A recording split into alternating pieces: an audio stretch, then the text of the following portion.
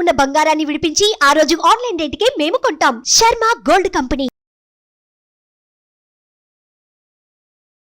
నమస్తే, welcome to Suman TV. ప్రస్తుతం మనతో పాటు ఉన్నారు ప్రముఖ ఆస్ట్రాలజర్, జ్యోతిష్య రత్న, జ్యోతిష్య చక్ర వైభవ నిపుణులు డాక్టర్ రాళ్లపల్లి రవికుమార్ గారు.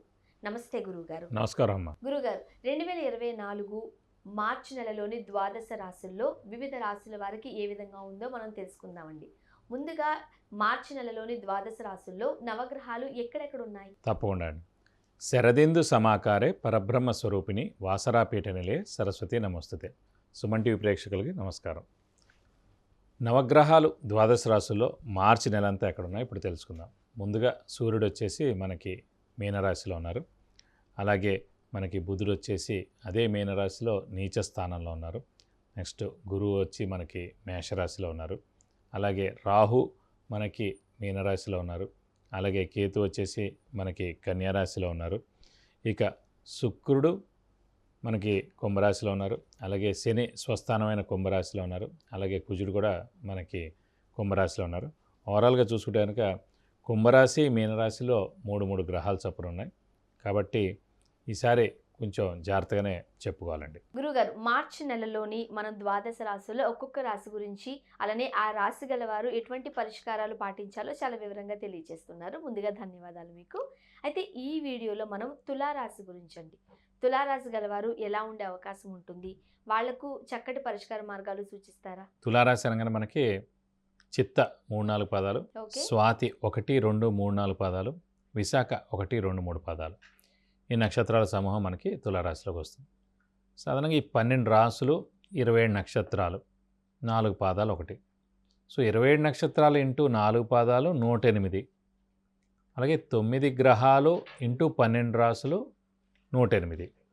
సో ఈ 108 పాదాలు మనకి 12 రాశుల్లో మ్యాచ్ అవ్వాలంటే ప్రతి రాశిలో 9 పాదాలే ఉండాలన్నమాట. అందుకే చూడండి, కొన్ని ఇందులో ఉంటే పాదాలు కొన్ని పక్క దాంట్లో కూడా ఉంటాయి. ఇప్పుడు తులారాశిలో విశాఖ 1, 2, 3 పాదాలు ఉంది.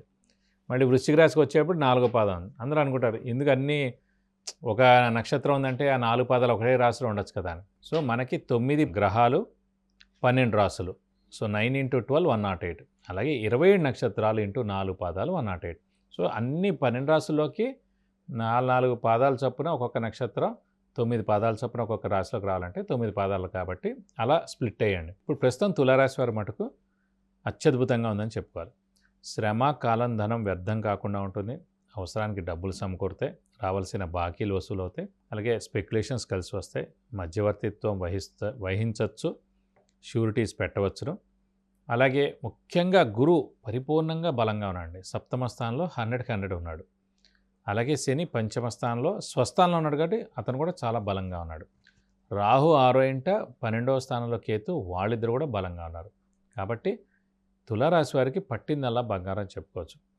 అటు క్రీడాకారులకి, రాజకీయ నాయకులకి, విద్యార్థులకి అందరూ కూడా ఎవరైతే ఉన్నారో వాళ్ళందరూ కూడా పట్టిందల్లా బంగారం చెప్పుకోవచ్చు. పత్రికా రంగం, యూట్యూబ్ రంగం, మీడియా రంగం, సినిమా రంగం వారందరూ కూడా అత్యద్భుతంగా ఉందని చెప్పుకోవచ్చు. ముఖ్యంగా ఏంటంటే అదృష్టకారకుడు, లక్ ఫేవర్ చేసే గ్రహం, ముఖ్యంగా శని మనకి పంచమ స్థానంలో స్వస్థానంలో ఉండడం చేత అదృష్టం పరిపూర్ణంగా ఉండడం. అలాగే ఇప్పుడు ఫర్ ఎగ్జాంపుల్ మనం ఈ తులా లగ్నమైన తులారాశి అయిన పంచమ స్థానాధిపతి శనేయుడు. ఉదాహరణకి అంటే ఇదే స్టూడియోలో వాల్టర్ వీరయ్య గురించి మనం చెప్పుకున్నాం అండి.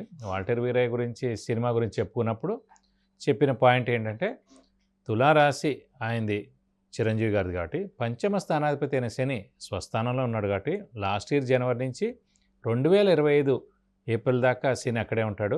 యోగకారకుడైన శని పంచమ స్థానంలో స్వస్థానంలో ఉన్నందుకు ఆయనకి సినిమా హిట్ అవ్వడం, మంచి అవార్డులు రివార్డులు రావడం, గవర్నమెంట్ నుంచి మంచి పెద్ద పోస్ట్ రావడం, ఏంటనగా ఫర్ ఎగ్జాంపుల్ పద్మవిభూషణ్ ఆయనకి ఇచ్చారు, అవార్డు రావడం, ఇవన్నీ జరిగాయి. అది ఏంటంటే అందుకే అన్నమాట. సో ప్రతి లగ్నానికి యోగకారకుడు, అదృష్టకారకుడు ఎవరైతే ఉన్నారో వాడు స్వస్థానం కానీ ఉచ్చస్థానం కానీ ఉన్నప్పుడు మనకి చాలా యోగాన్ని ఇస్తాడు. సో అలా చిరంజీవి గారికి పద్మవిభూషణ్ కూడా వచ్చిందన్నమాట. బట్ ప్రస్తుతం మటుకు తులారాశి వారికి పట్టిందల్లా బంగారం మనం 100% చెప్పుకోవచ్చు. మరి ఆ పట్టిందల్లా బంగారం అంటున్నారు, అండ్ అన్ని గ్రహాలు కూడా సానుకూలంగా ఉన్నాయి కాబట్టి ఆరోగ్యం ఎలా ఉండే అవకాశం ఉందంట? ఆరోగ్యానికి ముఖ్యంగా కారకుడు మనకి శని కూడా అనుకున్నాం, ఆయుష్ కూడా ఆయనే కారకుడు. అలాంటి శని సేమ్ మళ్ళీ ఇదే తులారాశి వారికి పంచమ స్థానంలో స్వస్థానంలో ఉన్నందుకు ఇంట్లో పెద్దవాళ్ళు, చిన్నపిల్లలు ప్లస్ తులారాశి వారు ఎవరైతే ఉన్నారో వారందరూ కూడా ఆరోగ్య ఆయుష్ పరిపూర్ణంగా చాలా బాగుందని చెప్పుకోవాలి. అండ్ చాలా మంది సంతానం కోసం చూస్తూ ఉంటారు. Yeah. దట్టు వాళ్ళకి ఈ మాసం అంతా కూడా గ్రహాలన్నీ అనుకూలంగా ఉన్నాయి కాబట్టి Yeah. ఈ సంతానం కూడా కలిగే అవకాశాలు ఏమైనా ఉన్నాయా? సో సంతాన విషయం చూసుకున్నా కూడా గురువు సంతాన కారకుడు అండి. ఎవరికైనా సరే ఫర్ ఎగ్జాంపుల్ జాతకం చూసినప్పుడు పంచమ స్థానాధిపతి పంచమ స్థానంలో ఏ గ్రహాలు ఉన్నాయి చూస్తారు సంతానానికి.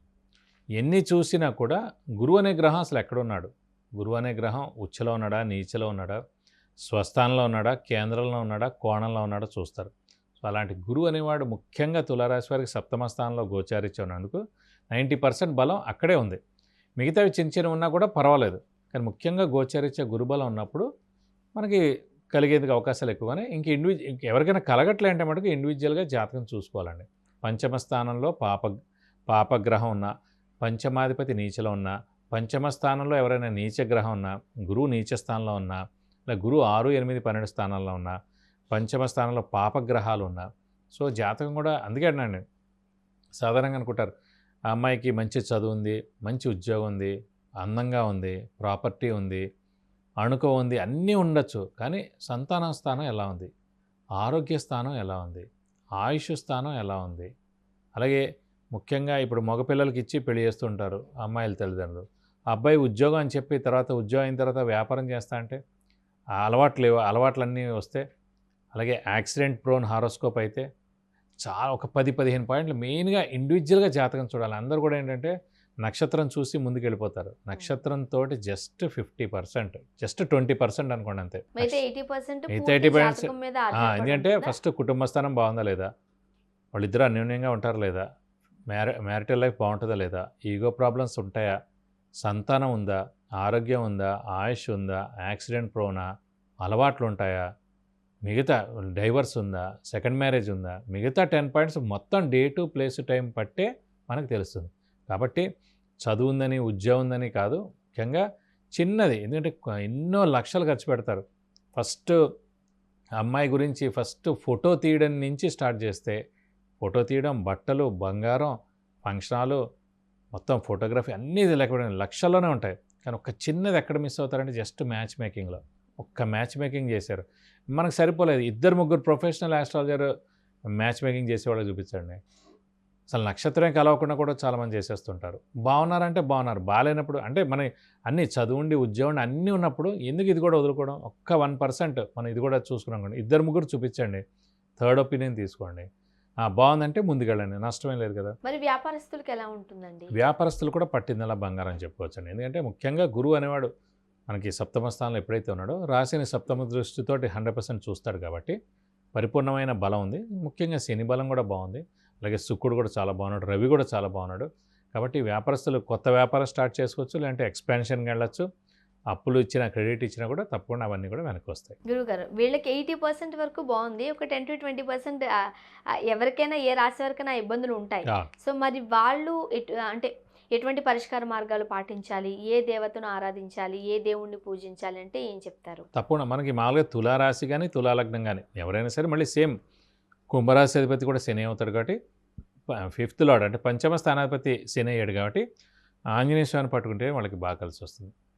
చూడండి ఫర్ ఎగ్జాంపుల్ అందుకే చిరంజీవి గారిని తీసుకోండి, అందుకే ఆయనకి ఆంజనేయ స్వామి అంటే చాలా ఇష్టం. మొన్న కూడా ఆయన చెప్పారు కదా ఆంజనేయ స్వామి, ఇప్పుడు హనుమాన్ సినిమా గురించి కానీ వీటి గురించి కానీ కూడా ఆయన వచ్చి చెప్పారు. సో వాళ్ళది అంజనా ప్రొడక్షన్స్ తీసుకోండి, ఎలా అయినా తీసుకోండి. సో ఖచ్చితంగా ఆంజనేయ స్వామిని ఎక్కువగా ఇష్టపడతారు. ఆంజనేయ స్వామి అనుగ్రహం పరిపూర్ణంగా ఉంటుంది.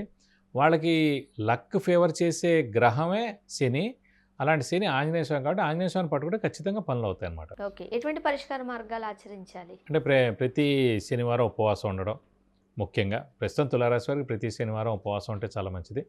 అలాగే వీలైతే కనుక ఆంజనేయ స్వామిని ఎక్కువగా ఆరాధించడం, ప్రతిరోజు ఆంజనేయ స్వామి అష్టోత్తరం చదువుకోవడం, వీలైతే మంగళవారం కానీ శనివారం కానీ ఆంజనేయ స్వామి టెంపుల్కి వెళ్ళి 41 ప్రదక్షిణాలు చేసుకోవడం, వడమాల కానీ అయితే సింధూర పూజ కానీ లేదంటే తమలపాకుల పూజ హనుమంతుడికి చేయిస్తే కనుక అన్ని విధాలా మంచి చేకూరుతుంది. గురుగారు మార్చి నెలలోని 12 రాశుల్లో మనం తులారాశి గల వారికి ఎలా ఉండే అవకాశం ఉంటుంది, చక్కటి పరిష్కార మార్గాలు సూచించారు. ధన్యవాదాలు. నమస్కారం.